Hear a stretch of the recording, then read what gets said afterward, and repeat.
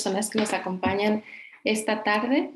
La agenda va a ser la siguiente. Vamos a escuchar a Olga Sabido, Eliana Devia y a María Pesina en ese orden.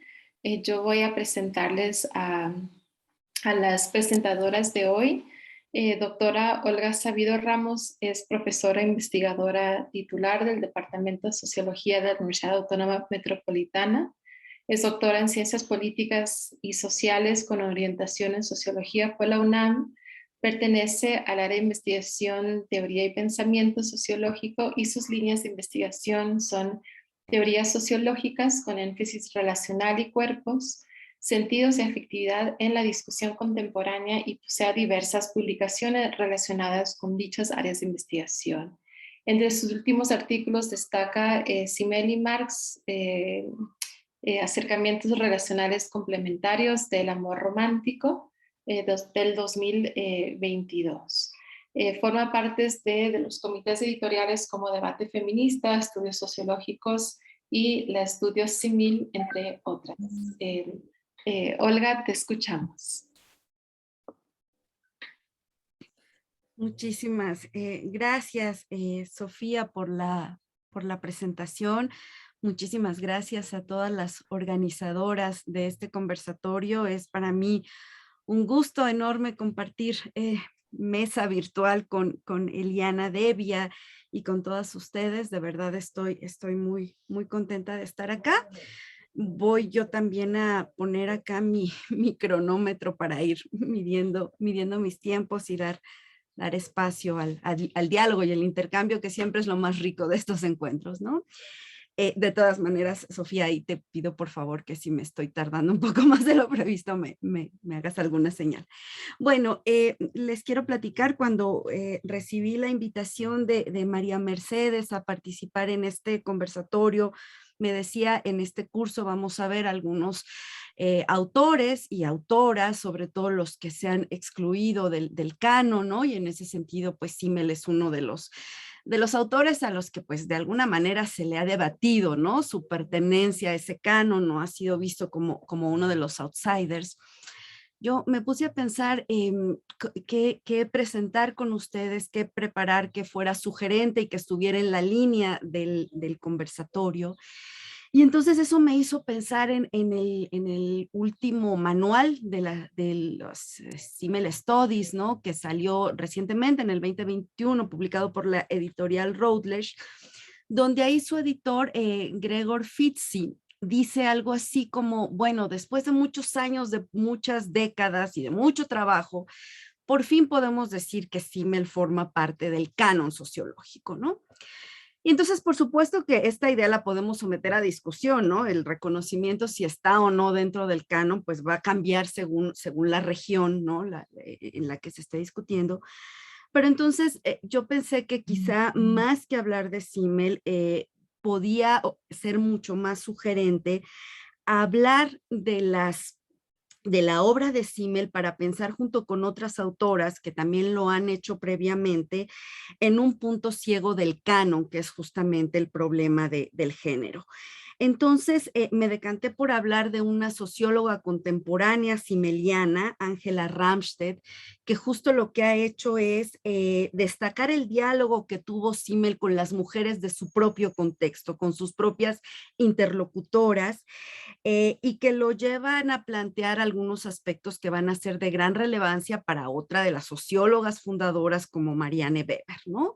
Entonces, por una parte, me interesaba como plantear ese panorama que me parece muy útil para entender ese contexto donde se ha invisibilizado la presencia de académicas, de intelectuales, de artistas en diálogo con quienes forman parte, digamos, indiscutible del canon sociológico.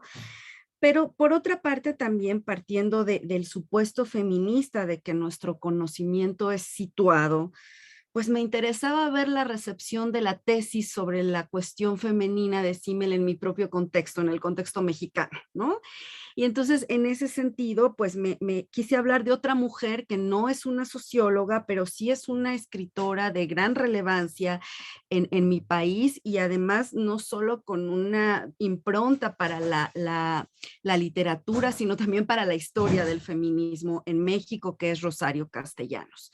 Entonces, bueno, por eso titulé a esta presentación La noción cultura femenina de Georg Simmel a debate, Ángela Ramstedt y Rosario Castellanos, notas preliminares, ¿no? Digamos que quise como tomar literalmente la idea de visibilizar estos rostros femeninos y estas voces, ¿no? Por eso la presentación de ambas, ¿no? Como les digo, dos mujeres, dos contextos distintos, dos profesiones distintas, pero que quise conectar a la luz de Simmel y específicamente de su tesis sobre la cultura femenina y lo que me resulta más productivo de las críticas a esa idea de Simmel sobre la cultura femenina. Entonces, bueno, a modo nada más de introducción, pues quisiera señalar que como ya lo han planteado otras autoras, pues actualmente estamos en un contexto que nos obliga a replantearnos la historia de la sociología. Creo que hay dos textos en castellano que para mí son clave de esta contextualización del debate. Uno es este texto que se titula Fundadoras de la Sociología y la Teoría Social, 1830-1930, de Patricia Lengerman y Gillian Nibru, que se traduce en 2019, es un texto de 1998, se traduce en 2019, y de mi propio contexto también hay un monográfico que va a ser como muy importante también actualmente, que se publica en la revista Acta Sociológica y que fue coordinado por la socióloga mexicana Selene Aldana, que se titula La voz de las mujeres en la sociología clásica del 2020, ¿no? Entonces, bueno, estos ejercicios nos llevan, como dice Teresa González de la Fe en la presentación de la traducción al castellano de Fundadoras de la Sociología, pues nos llevan a repensar y a replantearnos la historia de nuestra disciplina, que es un ejercicio que pues actualmente va teniendo cada vez más visibilidad en nuestro contexto latinoamericano y que está modificando también nuestras propias prácticas pedagógicas, ¿no? Que además coincide también con otra discusión que no proviene de la sociología, pero que se nutre, nutre mucho este debate, que tiene que ver justamente con las epistemologías feministas, ¿no? Que, pues como dijera Sandra Harding, han destacado, y la quiero citar textualmente, han destacado como históricamente, cito, el trabajo académico y de investigación de las mujeres ha sido ignorado, minimizado o apropiado sin otorgarle el crédito que sí se hubiera dado al trabajo masculino. Fin de la cita, ¿no? Entonces, bueno, en este contexto de resarcir esto que también desde el feminismo se ha llamado como injusticias epistémicas en clave de género, pues forma parte, ¿no? de este, digamos, contexto de discusión que nos une hoy día. Entonces, bueno, quisiera empezar por la presentación de Ángela Ramstedt. Ángela Ramstedt fue una socióloga alemana, murió en 2018, la Simmel Studies sacó una nota conmemorativa en honor a ella. Ella hizo estudios en lenguas y literaturas romances, hablaba español por lo demás, y sociología. Ella formó parte del equipo de investigación y de traducción de la obra completa de Simmel en alemán.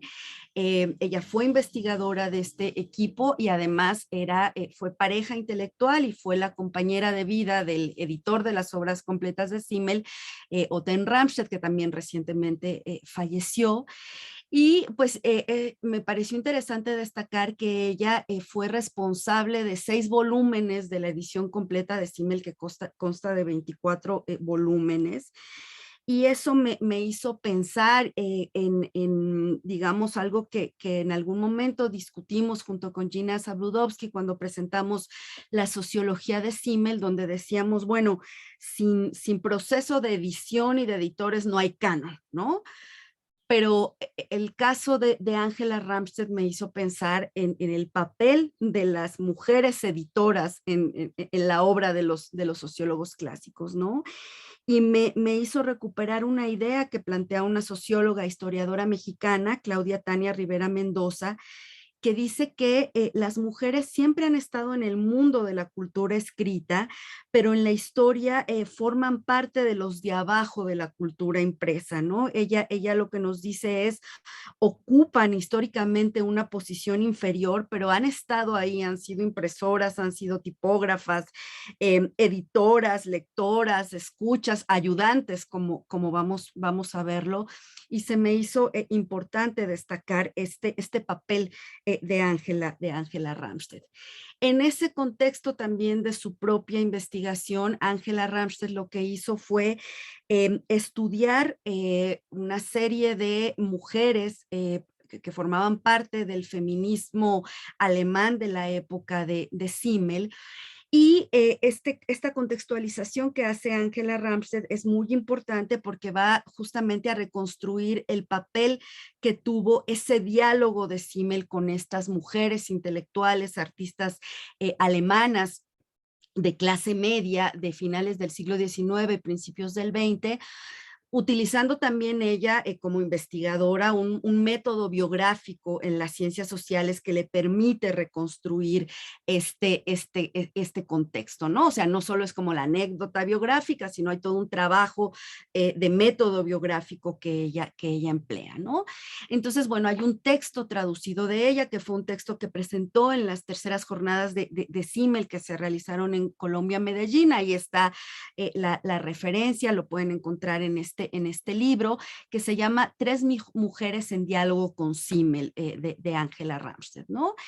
Y quisiera referirme a algunas cuestiones de este texto que nos permitan como seguir esta discusión que me interesa plantear, ¿no? Angela Ramstedt lo que nos plantea acá es que pues sin lugar a dudas, si queremos entender la noción de cultura femenina que tiene Simmel, pues habría que entenderlo también en el contexto polémico que generan las tesis de Simmel sobre la cultura femenina. Y pues este contexto de debate no se puede entender sin la réplica que va a hacer Marianne Weber, ¿no? Marianne Weber, en un texto que se titula La mujer y la cultura objetiva, que es un texto que también, gracias a otra editora, otra mujer, ¿no? Maya Aguiluz, tenemos como disponible al castellano, ¿no? Entonces, ahí otra vez el papel de las mujeres en el trabajo de la edición, ¿no?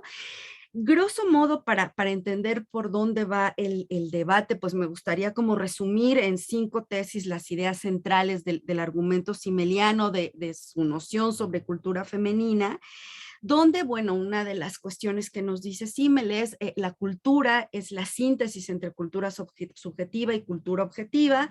Cultura subjetiva es la capacidad que tenemos todos los seres humanos de crear. Cultura objetiva es aquello que creamos, aquello que se vuelve objeto, ¿no? Que se vuelve ley, que se vuelve obra artística. Y Simmel decía, pues en realidad en la modernidad lo que vemos es una tragedia de la cultura, una brecha cada vez más extensa entre nuestra cultura objetiva y nuestra cultura subjetiva. Simmel dice algo que va a ser como relevante en esta discusión, dice, el asunto acá es que los contenidos de nuestra cultura no son neutros. Históricamente la cultura objetiva que ha permanecido es cultura masculina, ¿no? Y el problema, dice Simmel, es que eso tiene efectos en la estimación de la producción cultural de las mujeres. Esto para Simmel va a ser muy importante en el debate, y Simmel lo que dice es, pues la gran trampa es que se identifica a lo humano con el hombre y se juzga entonces desde la noción del humano lo que en realidad es masculino a lo que producen las mujeres, y eso las coloca en gran desventaja, ¿no? El asunto, digamos, como que diríamos, bueno, hasta aquí más o menos, ¿no? El asunto polémico era que Simmel decía, partía de una ontología dualista donde decía, el problema es que pues las mujeres y los hombres son esencialmente distintos, son seres diferentes, ¿no? Y pues si bien las mujeres pueden desempeñarse en muchas áreas cubriendo los huecos que deja, digamos, la cultura masculina por la diferencia entre ser mujer y ser hombre, pues finalmente son distintas y pues mejor convendría que las mujeres generaran como su propio ámbito de valores en tanto su esencia es distinta, ¿no? Y Simmel, y aquí la cuestión crítica que me permite como conectar todo lo que viene, decía Simmel, pues en realidad la gran hazaña cultural de las mujeres es la casa, la noción del hogar. Esa es su gran hazaña cultural, eso es por lo que deberíamos estar agradecidos, ¿no? Porque la casa para Simmel pues era ese espacio de lo íntimo donde confluía la vida, los recuerdos, ¿no? Los afectos, ¿no? La intimidad, etcétera.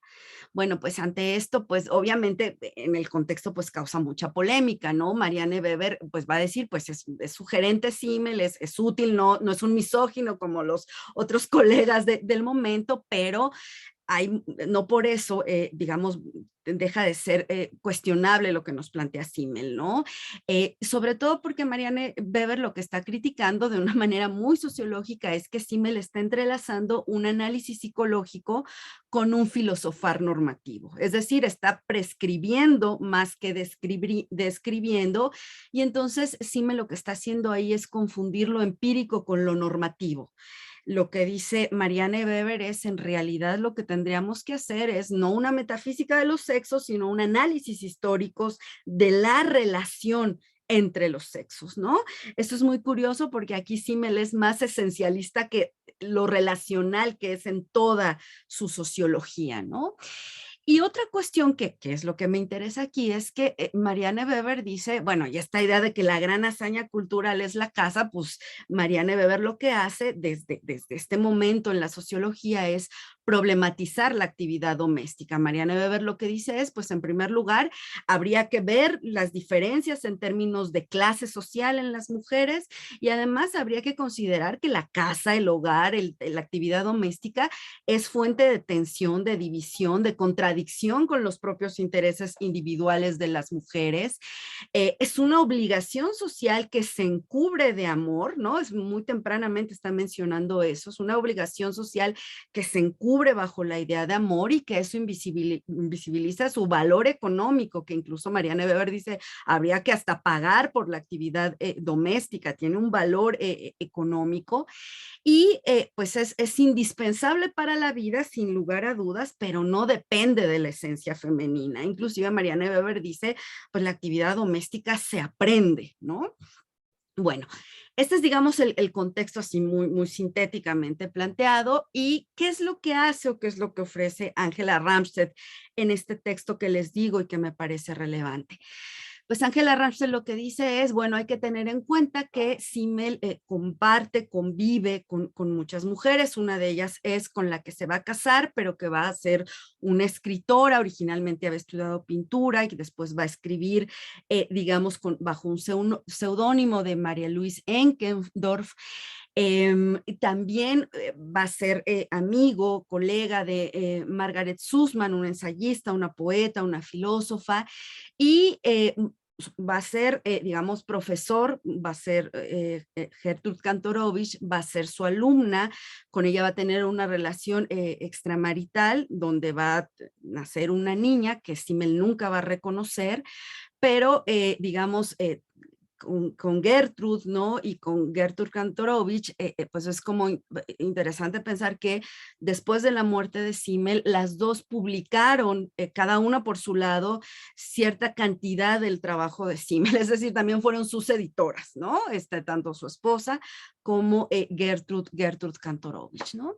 Entonces, a mí, digamos que me interesaba, así como para llegar al punto, ¿no?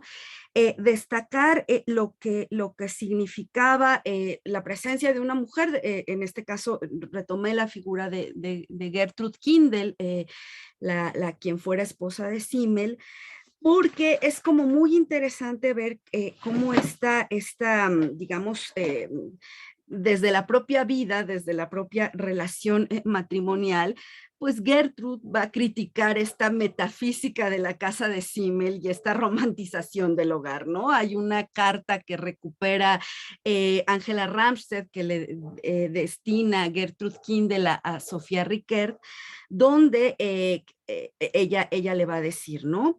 Cuando un hombre se casa con una mujer cuyo trabajo respeta y a su vez se ocupa del suyo propio, entonces debe tener claro desde el comienzo que ella no se sentará largas horas junto a su escritorio con gorrito de lana rosado y agujitas de tejer mientras él trabaja simplemente porque a él le parece más acogedor, sino que la comodidad para ambos empezará ahí donde el trabajo de las dos termina al mismo tiempo. El cuidado de la casa cuesta tanto como el cuidado de la casa realizado por los dos hombres y no por un hombre o por una mujer.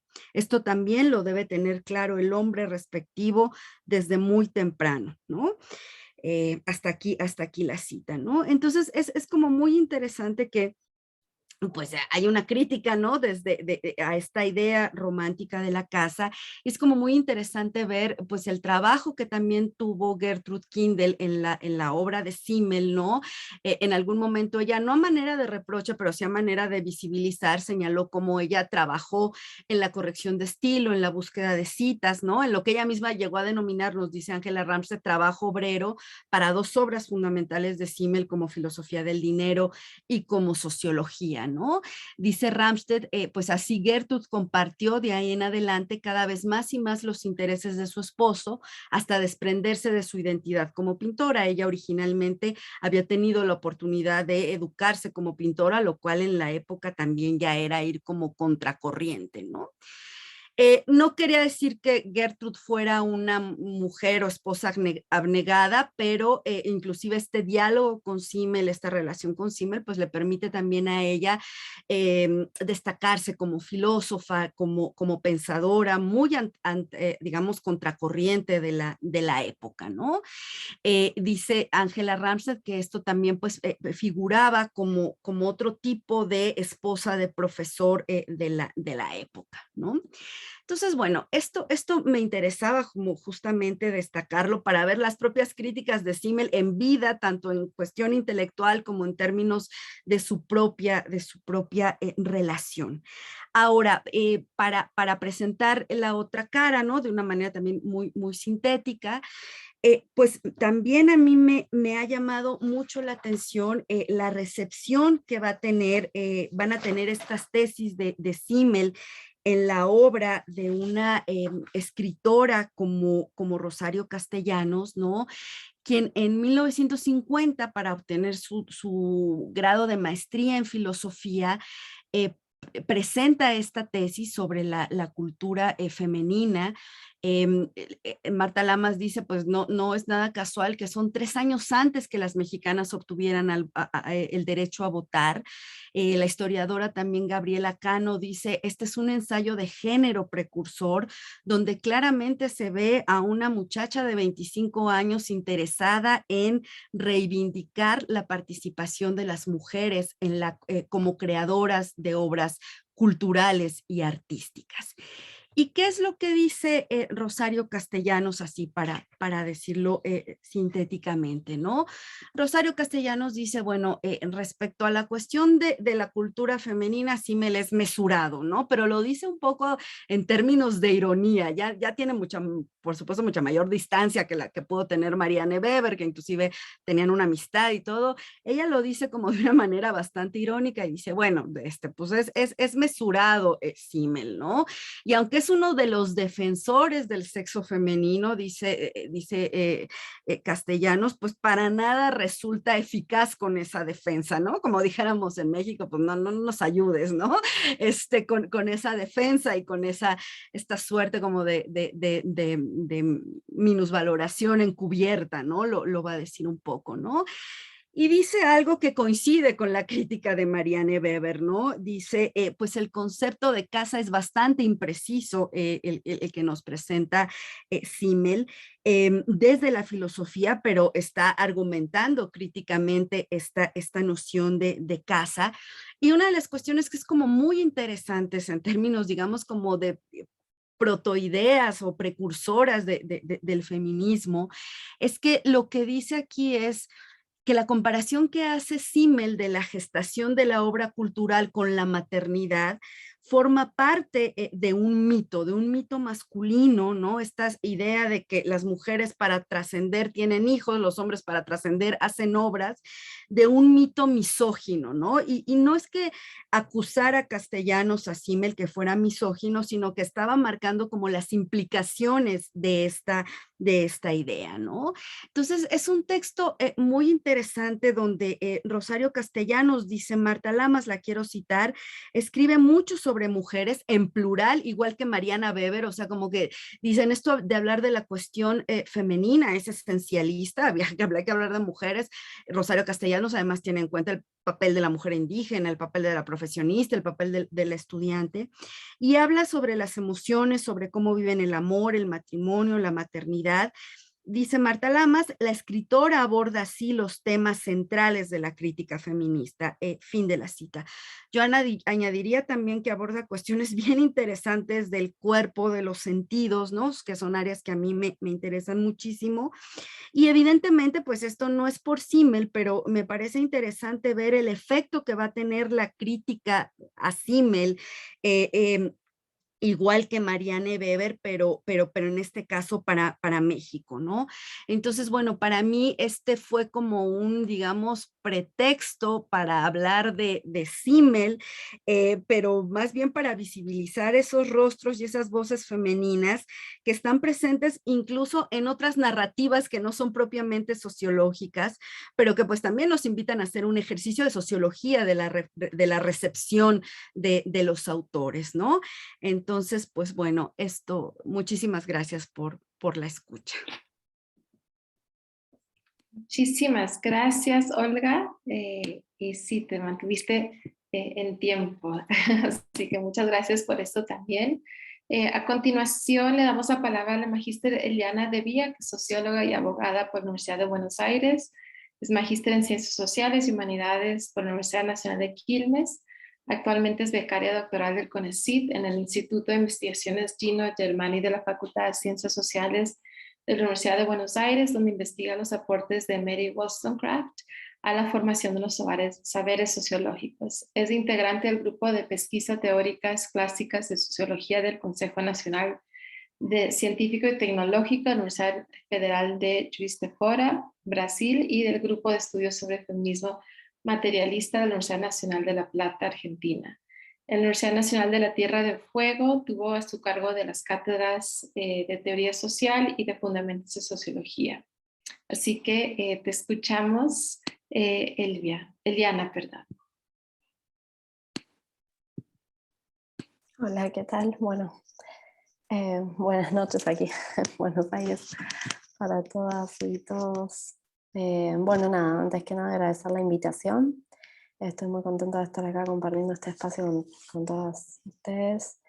Y un honor, la verdad que estoy muy contenta. Y nada, estaba escuchando la exposición de la profesora Sabido Ramos sobre Simmel. Y también sí es un ausente, ¿no?, en el canon. Y también están ausentes algunas lecturas en esta clave que hacías tú, Olga, de género, ¿no? De repensar también a los clásicos desde el género. Bueno, mi exposición tiene dos partes. Yo preparé unas láminas, para las comparto, que tiene que ver un poco con el trabajo que habíamos estado haciendo desde la cátedra en la Universidad de Tierra del Fuego, y por el otro lado sobre el análisis de las autoras latinoamericanas. Así que voy a tratar de ser breve porque el tiempo apremia, así que voy a compartir ahí la pantalla y voy a ir contando un poco. Cualquier cosa me dicen si no se ve.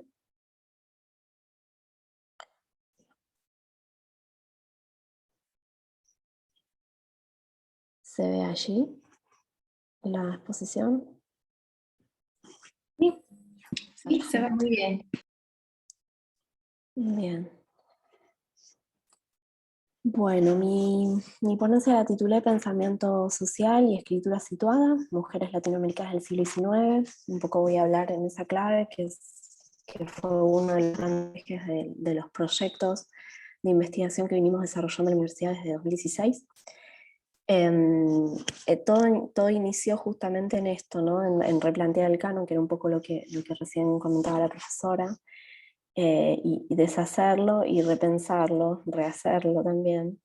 A partir de 2016, yo estuve a cargo de la cátedra desde 2014, en el 16 replanteamos el programa, justamente porque, bueno, había grandes ausencias, entre ellas pensadoras mujeres, pensadoras latinoamericanas.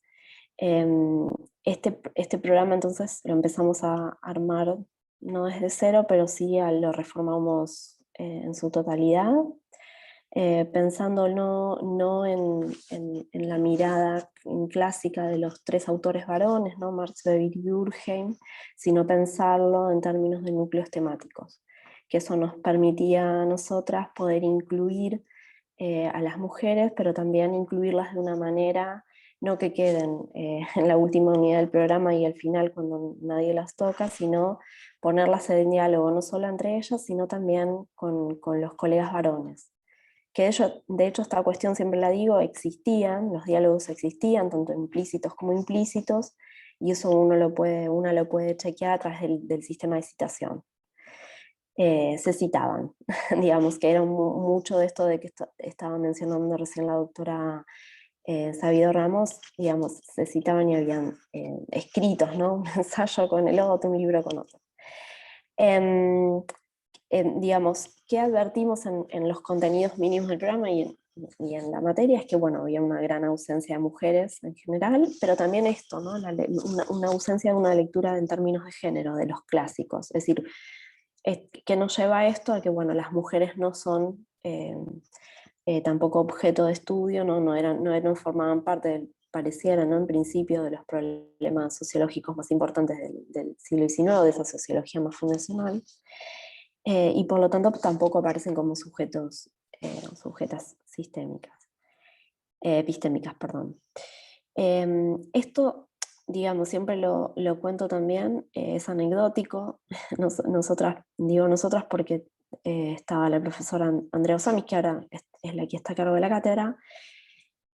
Pensábamos que no estaban los contenidos mínimos, porque bueno, no estaba, porque no se habían actualizado, pero que sí existía toda esa bibliografía y esto. Y nos dimos cuenta que no, que había muy poco, que es un poco la bibliografía que nombró Olga hace un rato, como lo que teníamos. Y mucho trabajado desde Norteamérica, desde la reflexión de la academia norteamericana. Entonces, bueno, nos replanteamos esto, replantear en su totalidad la currícula y investigar para enseñar, es decir, todo el tiempo este diálogo entre docencia e investigación, porque efectivamente nosotras no habíamos sido formadas con esta mirada y teníamos que primero investigar para poder enseñar, para poder incorporar a las autoras al programa y darlas de una manera transversal, ¿no? Con esto, con esta didáctica excéntrica, como dicen algunos, de poner en diálogo. Bueno, por cuestiones así del destino, no sé qué, fuimos la primera cátedra en hacer esto, por lo menos en lo que son las teorías sociológicas, ¿sí?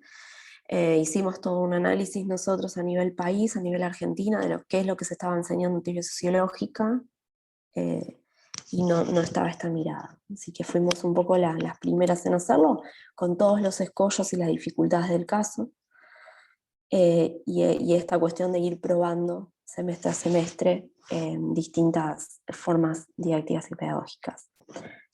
No me voy a detener mucho en esto, pero son los proyectos de investigación que fuimos desarrollando desde 2016 ahora. También algunos insumos, también producciones que han salido de esto, tesis, becas y algunos artículos que andan por ahí por la web. A partir de todo este trabajo que estuvimos haciendo en el sur del sur, como digo yo, nos fuimos vinculando, gracias a la pandemia y la virtualidad, con docentes e investigadores que también tenían estas mismas inquietudes y que ni nos conocíamos, lo cual siempre me lleva a esta idea de la episteme, ¿no? Foucaultiana, de que en distintos lugares del globo estamos pensando de manera colectiva mismos problemas. Y estuvimos estableciendo redes en Brasil, ¿no? con la red de clásicas de la que formo parte, con el grupo liderado por Cristina Goya en La Plata de Estudios Feminismos, Materialistas, el grupo de pesquisas de Brasil de Alcántara, con Elena Santana de INAM, que creo que es colega de Olga, y también con un grupo que se estuvo dedicando a esto también fuertemente durante la pandemia, de la doctora María José del Pino en España. Con lo cual somos un grupo iberoamericano, se podría decir, y bueno, y seguimos sumando a la red. ¿Cuáles eran los objetivos que nos planteamos en términos de investigación y docencia? Bueno, primero saber quiénes eran estas mujeres que escribían y pensaban en el siglo XIX, inicios del XX, poder dar con las obras escritas, ¿sí? Porque esta cuestión también, ahora como voy a mencionar, habían dejado de ser publicadas, habían discontinuado las ediciones y demás. Problematizar esta idea de los padres fundadores, que un poco es el objetivo del conversatorio de hoy, porque hablar de padres implicaba hablar de madres, ¿no? Que hay algunos textos en relación a eso, como resaltando solamente esta cuestión de la maternidad como la función predominante, ¿no? de las mujeres, como en términos de Simmel, ¿no? Recuperando un poco todo lo que decía Olga, bueno, como el aporte, digamos, a la cultura de las mujeres sería esto, ¿no? El maternar, el cuidar, como la única forma de aporte, ¿no? Entonces la idea y la apuesta fuerte, que es una apuesta académica, pero también es una apuesta política, es enseñarlas en el grado. Y por eso era tan importante poder localizar la producción escrita, para poder empezar a circularla en el grado, para poder circularla entre colegas, para que también puedan incorporarlo a las cátedras, y hacer una relectura de los clásicos, un poco todo el trabajo que estuvo presentando recién la profesora. Obviamente esta cuestión de la invisibilización y exclusión de la que habla Lengerman es producto de relaciones de poder y saber al interior de la formación del campo, que tiene lugar a fines del siglo XVIII. Entonces, esta ausencia no es casual, está muy bien problematizada por toda la teoría feminista a lo largo de todos estos años, no me voy a detener en eso. Pero sí ahora quiero particularmente hablar sobre las autoras latinoamericanas. Nosotras, porque hay también varios colegas varones que están trabajando en esto. Como estaba muy trabajada la cuestión en la Academia Norteamericana, ¿no? Nos focalizamos más en rastrear a las autoras europeas y a las latinoamericanas. De las latinoamericanas, bueno, fue doble la invisibilización. Si una agarra cualquier antología de pensamiento sociológico, y más del siglo XIX, no va a encontrar autoras mujeres. Aquellas que escribieron y pensaron en términos pensamiento sociológico, ¿no? En términos de pensamiento sociológico, están muy trabajadas así desde la literatura, desde los departamentos de letras. Y la verdad que, lo decía el otro día en otro encuentro, hay que agradecer porque han recuperado muchísimo también de la obra, y si se mantiene la cuestión del archivo en cuanto a quiénes fueron estas mujeres, se debe también a los departamentos del área y del campo literario y crítica literaria. Entonces, esta ausencia es notoria, ¿no? Y pareciera que la sociología o el pensamiento social, si quieren hablar en términos más amplios, empieza a mediados del siglo XX, ¿no? Y las carreras fueron fundadas por varones, ¿no? Y toda esta cuestión que ya sabemos y no voy a ahondar. Como escollos para poder que nos encontramos fue el acceso a los textos, ¿no? Imagínense nosotros además en el sur del sur, donde no hay bibliotecas especializadas ni mucho menos, poder conseguir a 3.000 kilómetros de distancia bibliotecas fue un engorro, pero bueno, avanzamos sobre eso y pudimos enriquecer. Quiero destacar que el movimiento de Ni Una Menos a partir de 2015 en adelante posibilitó muchísimo también la circulación y la publicación, nuevamente de algunas autoras, como por ejemplo Juana Manuela Gorriti, la editorial universitaria de Eudeva ha republicado toda su obra completa.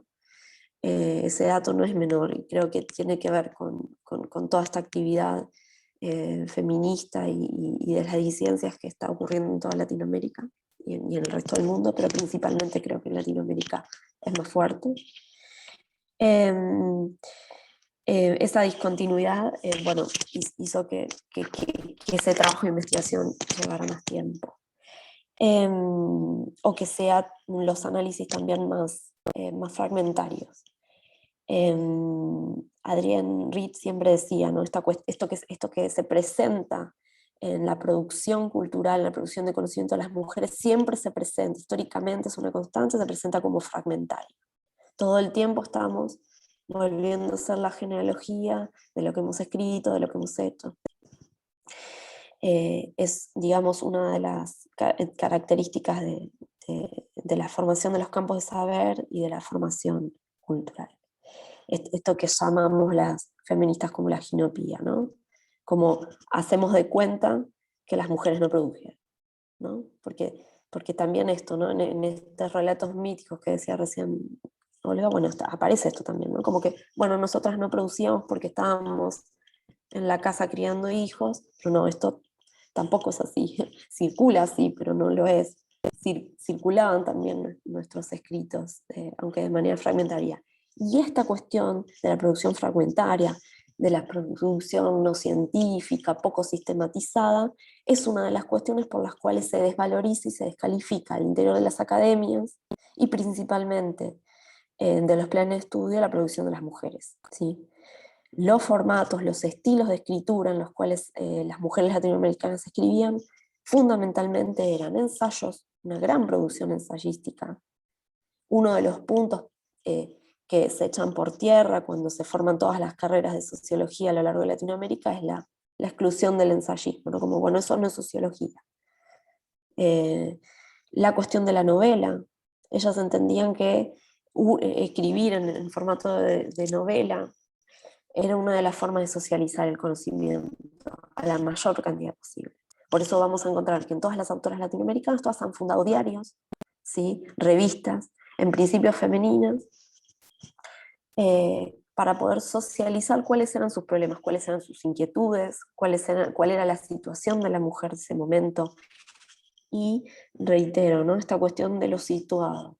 Las mujeres producían conocimiento situado, tenían clarísimo todas estas epistemologías y estas formas de conocimiento que a partir de fines de los 70 o de los 80, con los feminismos de los 80, se han hecho a los codazos, como digo yo, un lugar en las academias. Bueno, eran las formas por excelencia que tenían de acercarse al pensamiento, y eran las formas de producción de conocimiento.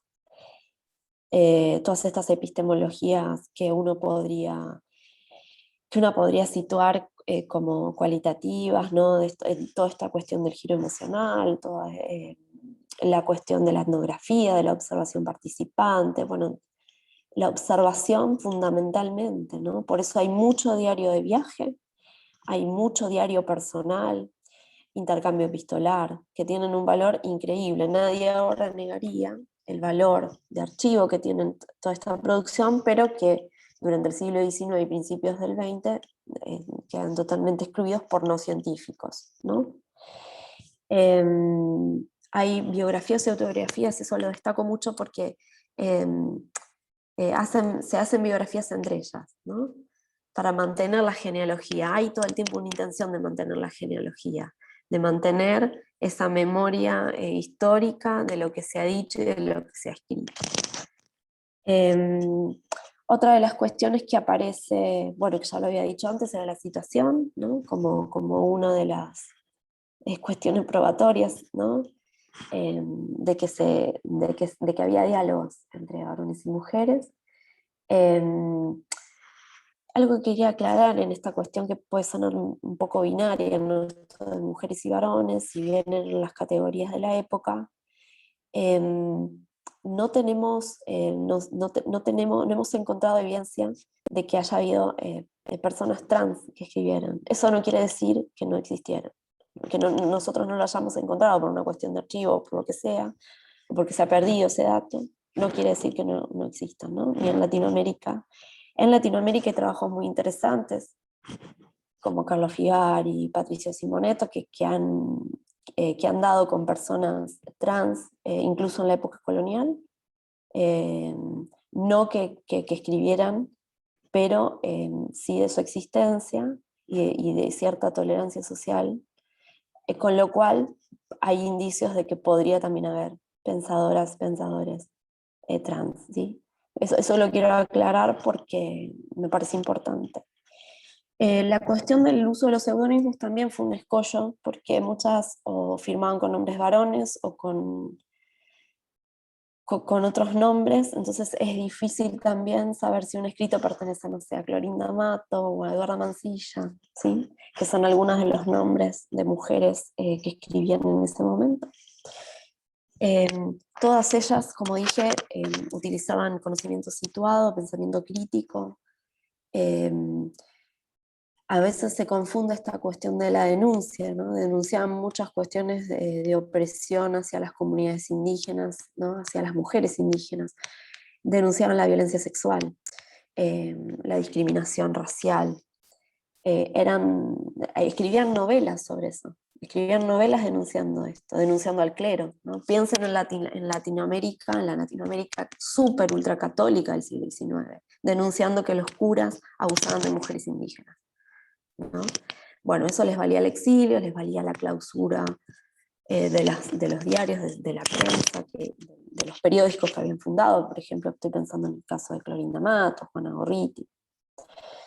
Esa cuestión no es menor. Con respecto a la cuestión del pensamiento feminista, sí está presente. Claramente es otro el contenido de ese pensamiento feminista, no, por ahí no son los mismos reclamos y reivindicaciones que están realizando las europeas o las norteamericanas, ¿sí? No les pidamos que sean las feministas perfectas tampoco, ¿no? Que esto está muy en boga también incluso para nosotras mismas hoy, ¿no? De exigirnos, no, bueno, si sos feminista tenés que hacer esto, tenés que decir aquello. Sí, todas reclamaban igualdad de derechos, reclamaban la cuestión del acceso a la educación. Por eso casi todas las latinoamericanas van a fundar escuelas. Escuelas no reconocidas por el Estado, sino escuelas populares, lo que uno podría hoy llamar escuela de educación popular. Querían alfabetizar a las mujeres. Entonces fundan escuelas, ¿sí? Eso es muy importante. Por ejemplo, una de ellas es, bueno, Juana Gorriti, Clorinda Mato, Juana Manso, que después va a ser funcionaria de educación del gobierno de Sarmiento, pero ella funda escuelas populares, ¿no? Entonces, todas tienen mucho activismo político, todas participan en mayor o menor medida de las cuestiones de la situación previa a las guerras de independencia, durante la independencia y después el después. Ellas escriben sobre cuál va a ser el rol de las mujeres latinoamericanas en la nueva formación de Estados-nación, ¿no? Y ahí, bueno, puede haber cierto reproche, ¿no? Feminista del bueno, ¿no? Esto de que la mujer educa a los próximos ciudadanos, o a los futuros ciudadanos, cierto feminismo doméstico, como es el caso de Soledad Costa de Sampre en Colombia. Sin embargo, es muy importante todo ese conocimiento, todos esos diagnósticos que ya hacen de las sociedades. Y digo sociedades latinoamericanas porque Latinoamérica no era lo mismo, no era homogénea para nada. Y bueno, una gran actividad educativa y de difusión. Por eso la prensa escrita. Sí, había que difundir la prensa escrita, el panfleto. Uno de los diarios más importantes femeninos y feministas fue La Voz de la Mujer, que era un diario anarquista, ¿no? muy importante de aquella época, donde las reivindicaciones eran reivindicaciones de clase, ¿no? Ni Dios, ni patrón, ni marido, digamos. Peleaban por la jornada de 8 horas, peleaban por mejores condiciones, peleaban por el acceso a la educación. Bien, estas son algunas de las mujeres, estas son las 6 mujeres latinoamericanas que nosotras trabajamos en el proyecto de investigación. Las elegimos teniendo en cuenta algunos criterios, como por ejemplo que las novelas contuvieran como fuerte contenido de crítica social, ¿sí? Por ejemplo, no sé, de Juana Manuela Gorriti teníamos un libro de recetarios que no sabíamos bien qué tratamiento darle, hasta que vimos con un libro de Paula Caldo que habla sobre el uso político de las recetas, ¿no? Digo, esas cuestiones también, ¿no? Es que escribían recetas, ¿sí? Entonces, es muy rico todo ese universo. Y yo ahora en estos minutos creo que ya incluso me excedí la hora. Es muy difícil también poder transmitir toda esa riqueza. Una cuestión que yo estoy poniendo acá, que es a Flora Tristán, que si bien ella es de origen francés, es de origen peruano. Ella hace un libro que se llama Peregrinaciones de una paria, viaja a Perú, y en ese libro analiza, a partir de observaciones, participantes y no, la sociedad peruana de ese momento. Con lo cual hay una mirada muy interesante de diálogo, ¿no? Entre Europa y América Latina, a través de la mirada de Flora. Por eso la situamos en Latinoamérica, por son mujeres que escriben sobre Latinoamérica. Algunas desde Latinoamérica y otras no, o algunas más o menos desde Latinoamérica, como es el caso de Eduarda Mancilla, que como su esposo era diplomático iba viajando por el mundo, pero ella escribía sobre la realidad social del campesinado en Argentina, con claras críticas a Sarmiento, ¿no? Digamos, hay mucho intercambio y hay libros, ¿no? Esto que es muy decimonónico, de escribirse libros para contestar otro libro. Eso ya lo hacían también. Eso es importante rescatarlo. Estas son algunas imágenes de libros de ellas, Cocina Ecléctica, que yo después este Power se los paso a las coordinadoras del conversatorio para que se lo pasen a los estudiantes. Pero me pareció bueno elegir las tapas originales como para que vean incluso cómo eran las tipografías y las tapas. Una de las cuestiones antes de cerrar que quería mencionar era un congreso que se hizo, el primer congreso femenino internacional que se hizo en Argentina en 1910, y quería compartir algunos de los temarios, ¿no? Que hay en sociología y la actualidad que tienen estos temas. Estos temas problemas siguen siendo totalmente actuales a nosotras, habiendo pasado ya más de 100 años. El trabajo de la mujer, bueno, la cuestión de lo doméstico, la cuestión de la niñez, el cuidado, la actividad política, digamos, bueno, la prostitución, son temas de absoluta actualidad, y algunos, la cuestión de las obreras casadas, por ejemplo, ¿no? Que tenían otro estatuto, tenían por ahí menos derechos que las obreras solteras, ¿no? Por eso lo ponen como un problema, ¿no? Según la legislación nuestra de aquel momento. Entonces, bueno, un poco este temario de problemas que fueron motivo de discusión siguen siendo actuales. Por eso, cuando nosotros las enseñábamos en la materia, causaba mucha sensación entre el estudiantado, porque no podían creer la actualidad, incluso a pesar de cierto estilo literario decimonónico, no podían creer la actualidad de las cuestiones que estaban allí planteadas. Así que bueno, agradezco mucho y quedo a la espera de las preguntas del intercambio. Muchas gracias.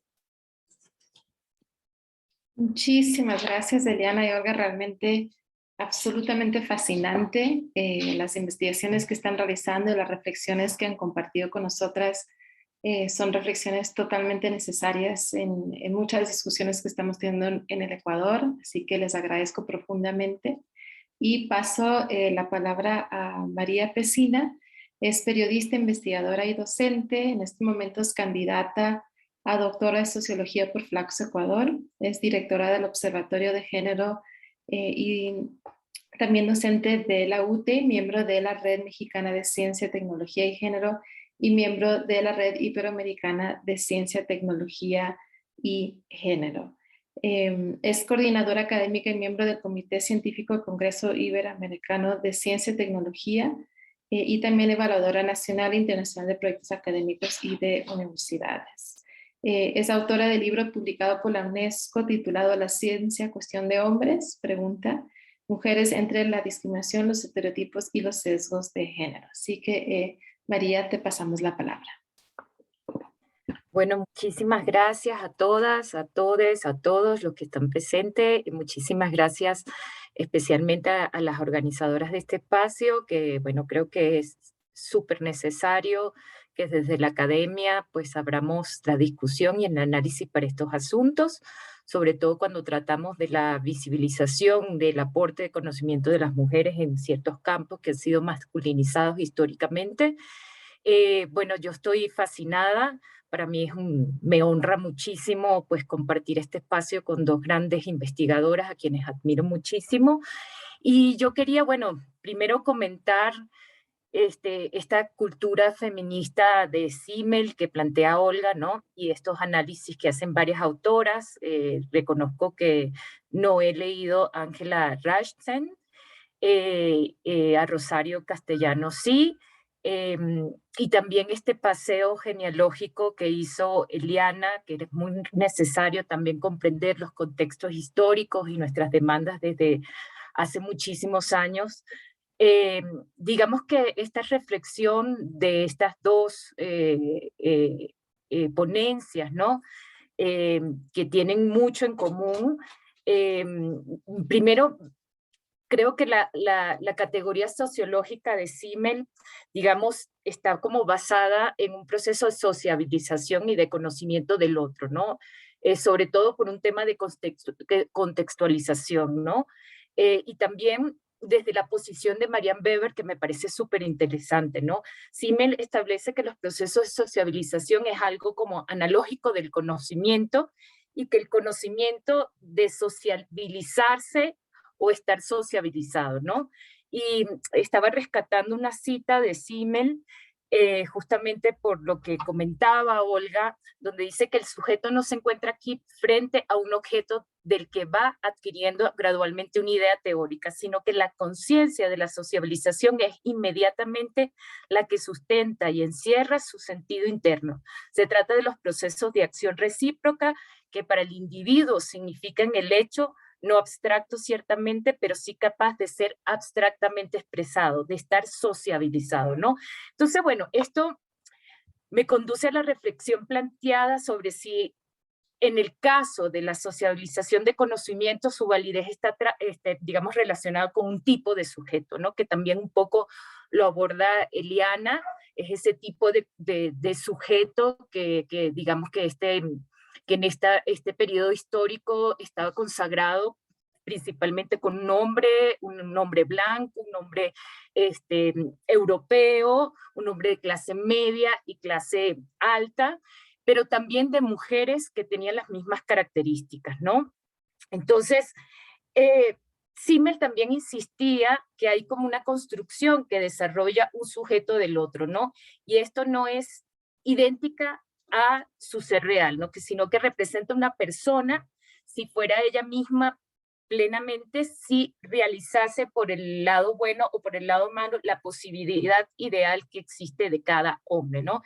Y por ello, creo que es importante, digamos, anclarse en ese contexto que también se refería a Olga y Eliana, del carácter situado del conocimiento que comprende, ¿verdad?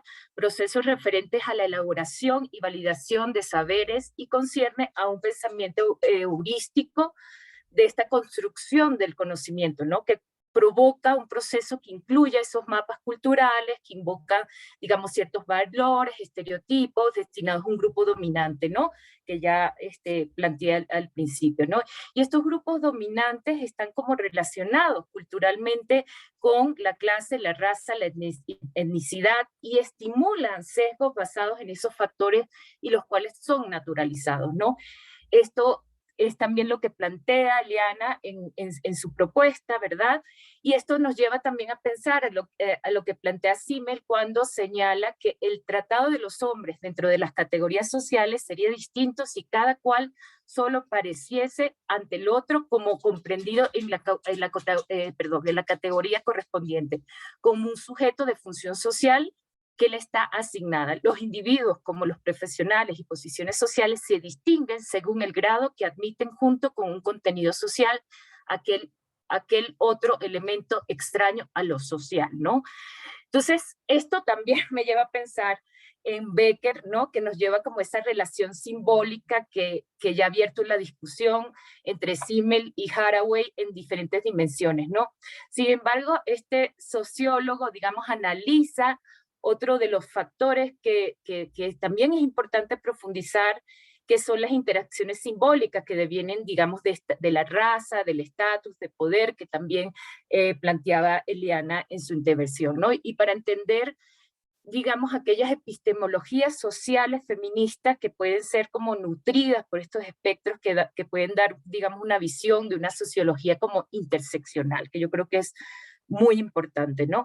Y se ha demostrado que existen, digamos, mecanismos de exclusión, pero estos no afectan de la misma manera a grupos de mujeres, pues se consideran, digamos, factores como la clase social, la raza, la nacionalidad, la edad, en fin, donde, digamos, estos factores podrían incidir o favorecer en una posición, digamos, y en estas construcciones sociales y en estas interacciones sociales, de acuerdo a dónde está ubicado, ¿no? Entonces, la posición de la clase, por ejemplo, podría, digamos, estar relacionada con un modo de vida urbano, occidental, y por lo tanto podría estar como acoplándose a modelos de producción que no se le ve como sistemas de dominación y de poder, porque no hay, en teoría, pérdida de privilegios. Yo creo que esto es súper importante también establecerlo cuando nosotros estudiamos contextos históricos, porque el privilegio es un factor que deviene a esa posición y a esa sociabilización y a esa visibilización de los espacios de ciertos sujetos, ¿no? Y también tiene una relación entre las identidades y las posiciones, obviamente, sociales, ¿no? Entonces, el análisis feminista de la situación de las mujeres que nos plantea, digamos, Olga y también Eliana, tienden también a centrarse no exclusivamente en el género y proporcionan como una fundamentación sólida sobre cómo construir una teoría feminista también, ¿no? Y reflejan, digamos, esa tendencia de dominación propia de las mentes patriarcales occidentales, como hemos visto, y a mistificar la realidad, digamos, de la mujer, insistiendo que en el género es el único determinante del destino de las mujeres, ¿no? Y esto también lo plantea Bell Hooks, ¿no? Que me parece importante también integrar dentro de esta discusión, ¿no? Sin duda, obviamente, como dice Bell Hooks, no ha sido fácil para las mujeres que no han experimentado la presión de la raza y de la clase centrarse exclusivamente en el género, ¿no? También creo que finalmente estas reflexiones nos conducen a que las mujeres siguen relegadas en un área de conocimiento y observamos que su penetración en ciertos campos, y en este campo exclusivo de la sociología, convienen entre una tensión de disposiciones de normas, como vimos, que plantean como un conocimiento impositivo que yo lo llamaría un pacto cognitivo, digamos, basado en género, pero también en interseccionalidad, ¿no? En ese conocimiento situado y en esa posición dentro de los contextos y de la interacción social que también planteaba Berger, ¿no? Por eso no hemos visto, y queda demostrado, digamos, entre las dos exposiciones, que no es habitual encontrar a mujeres insertas en estos campos conocidos como la sociología, la economía, también las ciencias, también, no sé, el mismo en la teología, y tampoco en la política. Y hay campos en los que la representación de las mujeres sigue siendo escasa y las pocas que podemos hallar no ocupan, digamos, esos lugares destacables socialmente, ¿no? Y se les considera, que es algo que yo siempre insisto, como mujeres excepcionales, ¿no? Entonces también tendríamos que mirar la reflexión que nosotros hacemos con respecto a estas mujeres que estaban insertas en la sociología o en estos campos masculinizados, de no tratarse como personas excepcionales o decir que la genialidad está vinculada con el hombre y no con la mujer, ¿no? Y Marianne Weber, digamos, ejemplifica cómo las vidas, como decía Olga, cómo la vida de las mujeres están estructuradas por instituciones dominadas por los hombres, como fue el derecho, la religión, la economía, y a ellas incluimos también el campo, digamos, científico, político, y esto es que según Marianne Weber, en un contexto histórico ideado por esa procesión de eventos masculinos y por análisis masculinizados de estas instituciones y de hecho, ¿no?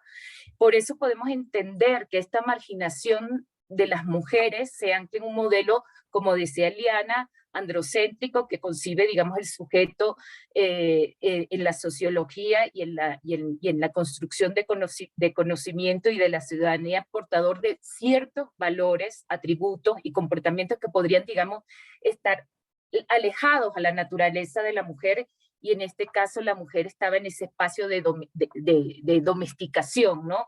Que también podríamos pensar que deviene, digamos, de esta cacería de brujas, donde Federici nos explica súper bien cómo, digamos, ese sistema capitalista que se origina perdón, mis perros y mis hijos, disculpen, y esa, digamos, esa apropiación de conocimiento de las mujeres en esa época fue cuando empezó, digamos, un proceso de exclusión normalizado de las mujeres en los campos de conocimiento, ¿no? Uy, Dios, perdón.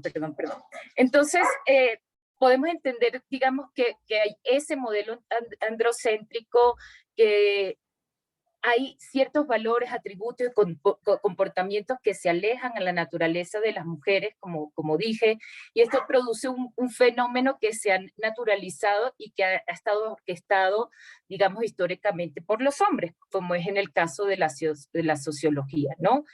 Y para mí la producción de conocimientos realizados, digamos, por grupos de mujeres ha sido considerada, digamos, incompatible en muchos campos, en estos espacios, por ejemplo, en la sociología, ¿no? No me acuerdo quién decía que las mujeres no son parte de los estudios y ni son sujetas, ni fueron sujetas epistémicas, ¿no? Eliana lo dijo. Y por lo tanto ha habido como un escaso interés, digamos, en sus estudios, en sus aportaciones, y también, digamos, no se ha visibilizado la participación de las mujeres en todos estos órdenes, digamos, de la existencia humana, ¿no? Y el conocimiento, por lo tanto, es un conocimiento que se ha centrado en las narraciones de elementos masculinos y de un mundo público. Justamente ese es el debate que tenía Marianne Weber con Simmel, ¿no? Y yo creo que esta cultura androcéntrica también permitió ese asentamiento de un sistema patriarcal llevado a las mujeres, digamos, a entrar a estos terrenos masculinizados y masculinos, que las conduce a que acepten ciertas condiciones y normas establecidas, pero cuando no las aceptan, digamos, se originan esos conflictos y un proceso de inadaptación, de rebeldía, de estigma, de desviación, como diría Becker, que más bien llamaríamos nosotras reivindicación, ¿no?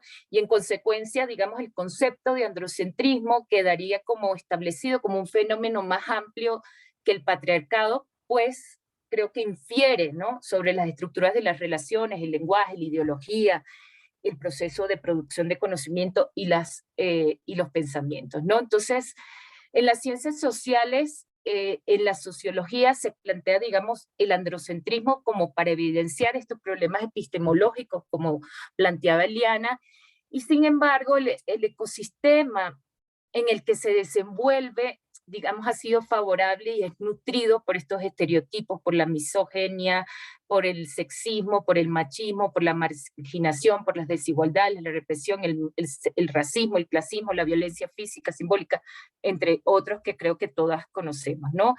Y esto nos genera, digamos, esa hegemonía del hombre en la construcción de conocimiento que entra, digamos, en acción ese sexismo que sitúa y ha situado a las mujeres en una posición de inferioridad, de incapacidad, y esto, digamos, plantea un componente que establecería, digamos, que en el campo de la sociología los valores masculinos son los que hacían la norma y plantean el modelo a seguir, provocando de alguna manera una jerarquización del conocimiento, ¿no? Y esto, digamos, se ve expresado en muchas formas en nuestros círculos académicos, cuando vemos que la mayoría de las voces, digamos, expertas son de hombres, ¿no?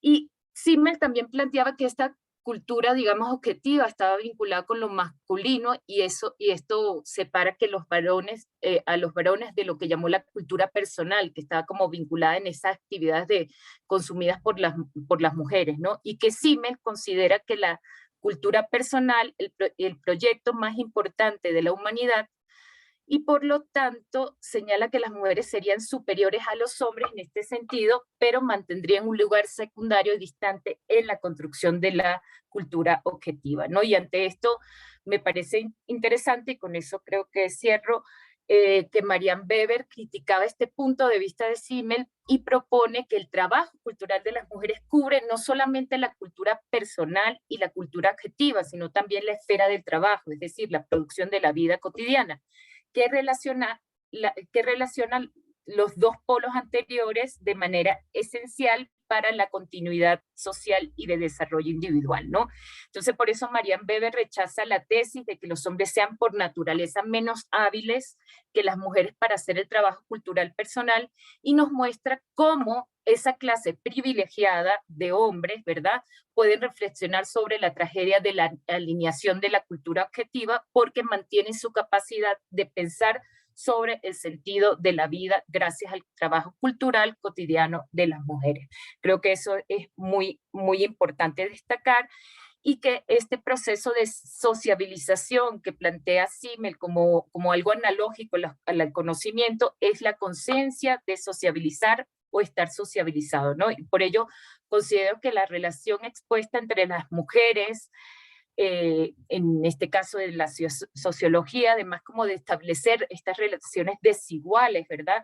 Predomina una ausencia de igualdad dentro de la formación de estos cimientos de los cuales, digamos, fortalecen las instituciones académicas o estas instituciones de pensamiento de formación epistemológica, ¿no?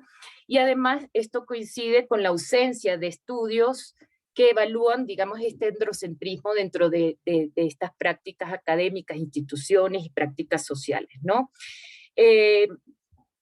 Creo que lo planteado por Marianne Weber, quien estudió estas diferencias de clases sociales, la educación y la ideología contribuyeron para la desigualdad de género y además de las construcciones simbólicas que ya se han mencionado un poco en estas intervenciones, ¿no? Pero también nos lleva como a la propuesta de esa convención que sugiere que pues, se puede ejercer un nuevo pacto, pues dentro de estos campos o subcampos existen formas compartidas de hacer, de trabajar, y esta convención puede derivar de una nueva forma de cómo hacer digamos, un conocimiento universal e integrador, ¿no?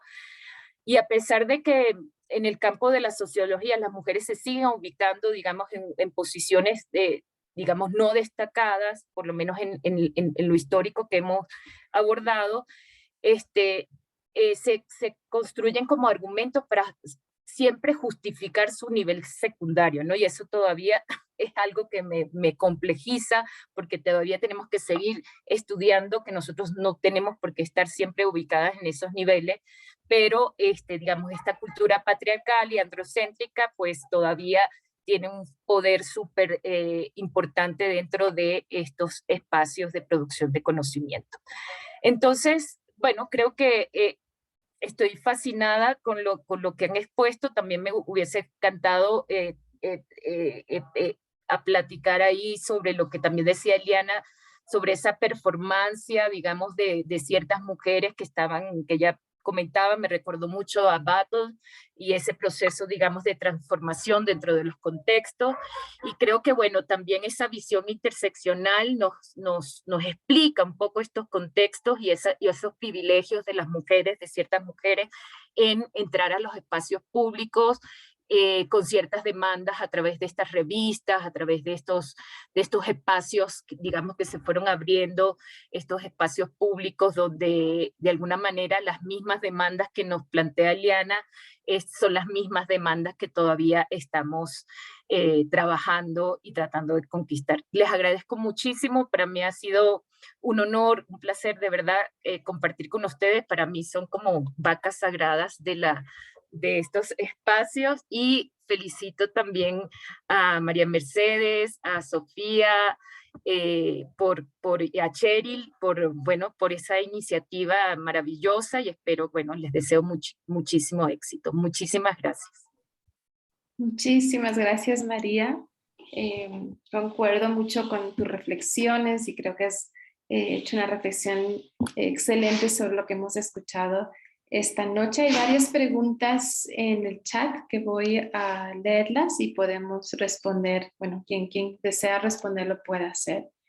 Una de las primeras preguntas es la siguiente. Según su opinión, entre las mujeres fundadoras de la sociología en el norte y en el sur, ¿quiénes les parece que han tenido más impacto en el campo de la sociología del siglo XXI y por qué?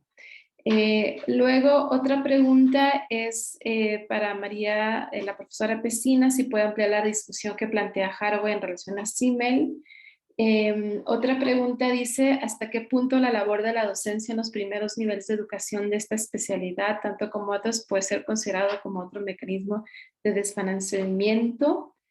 Y voy a dejarlo hasta ahí por y hay otra pregunta de Judy González, si tiene sexo la sociología. Lo voy a dejar hasta ahí para quien quiera responder.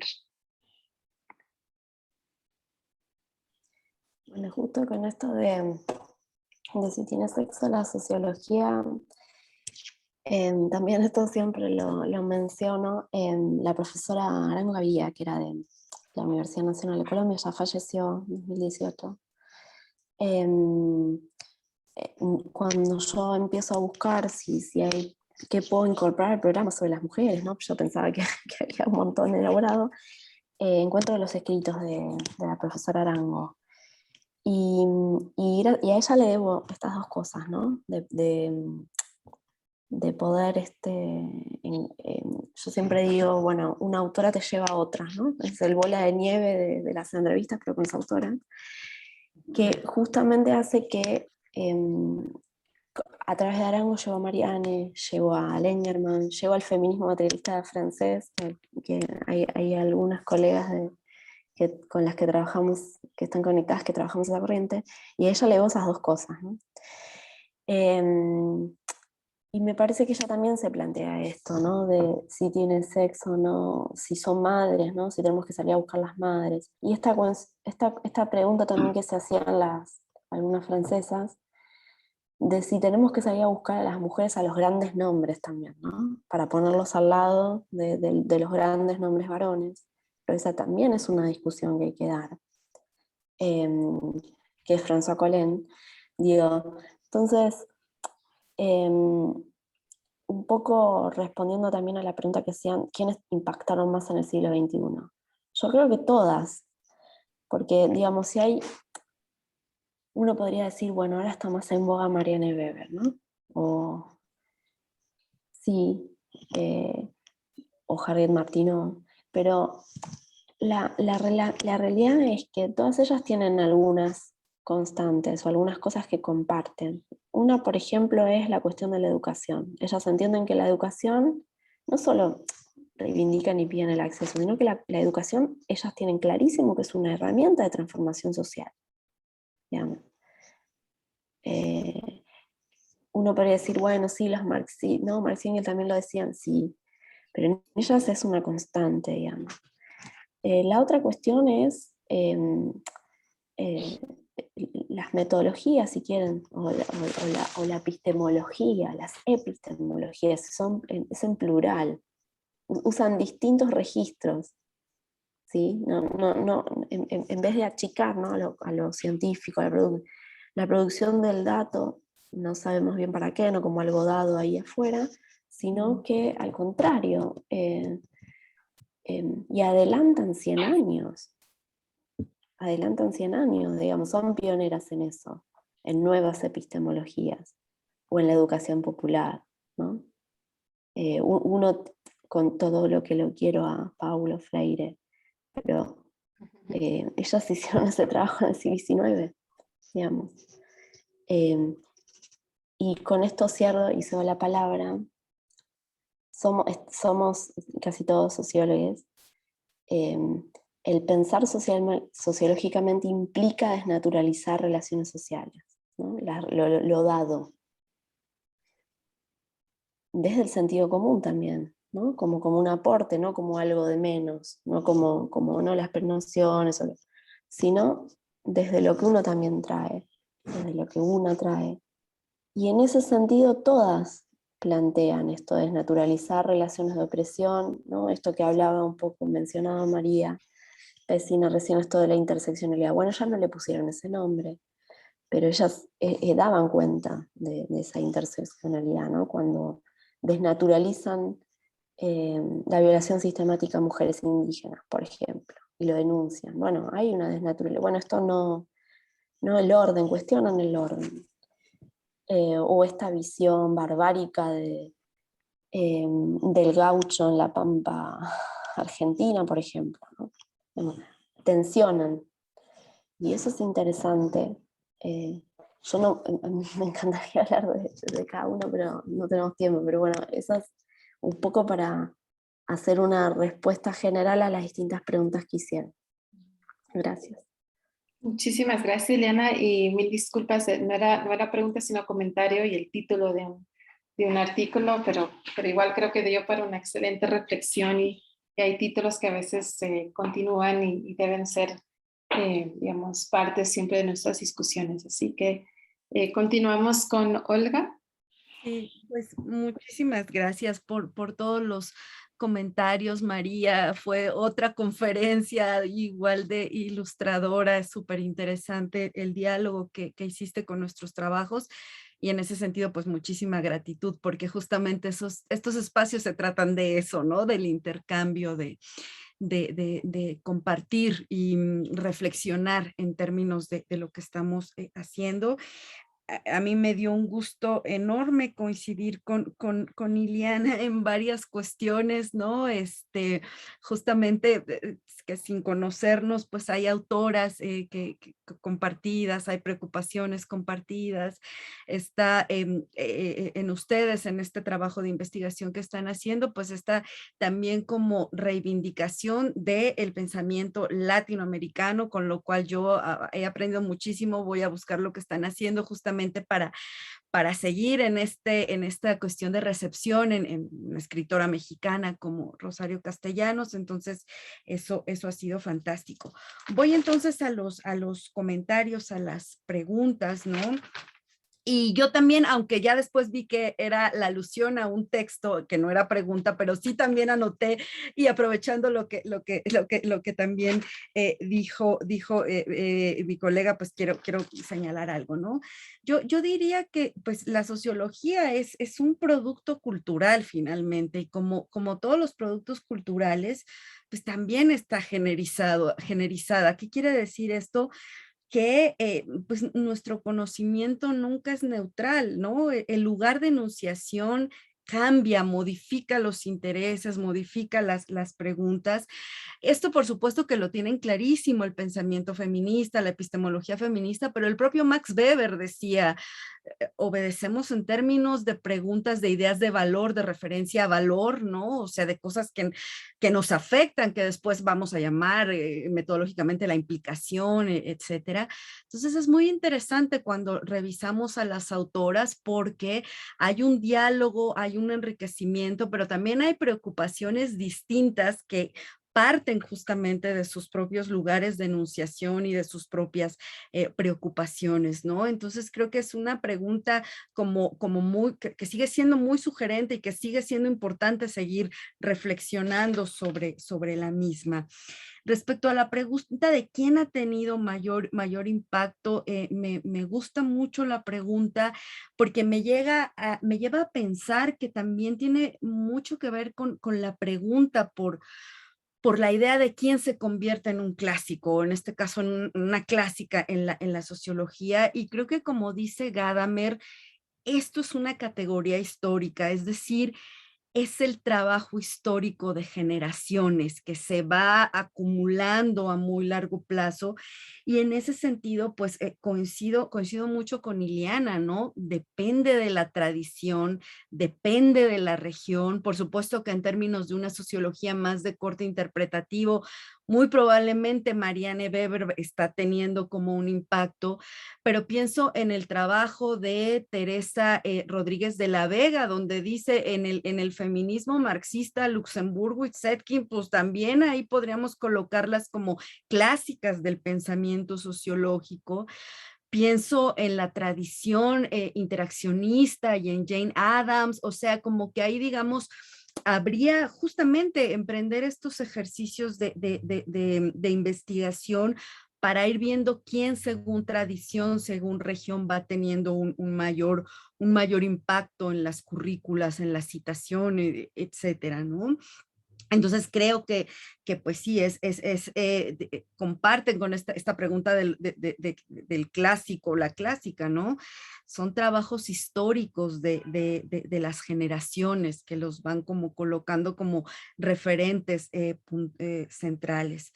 Y me llama mucho la atención, me gusta mucho esta pregunta que nos hacen de si acaso el hecho de ver a estas sociólogas en los primeros niveles no podría como contribuir a un desvanecimiento posterior. Creo que es una pregunta bien interesante que nos obliga a repensar y a plantearnos el asunto.